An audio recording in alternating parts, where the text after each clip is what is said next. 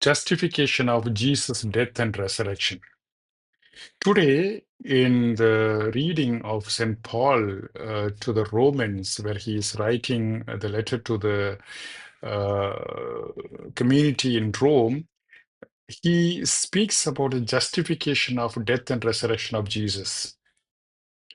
In the simple words of theology of St. Paul, we understand that Jesus died for our sins, means for my sins.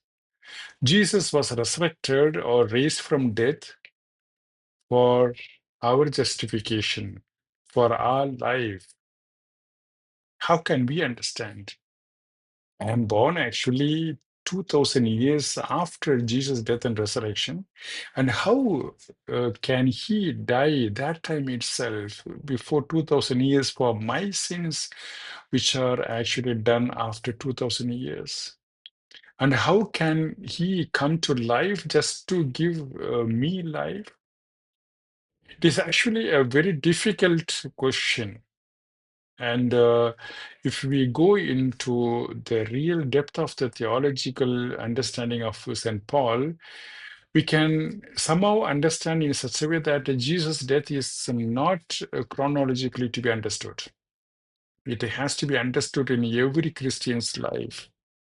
That means every time when we are partaking in the mysteries of death and resurrection of Jesus, it is actually an actual understanding which is going on. Actually, Jesus is living with us, and he is one of us. He is going along with my life in every nook and corner of my life, in every second of my life. Jesus is living with me. That means when I am doing sins, actually, he is dying on the cross. And he is willing that I should be resurrected.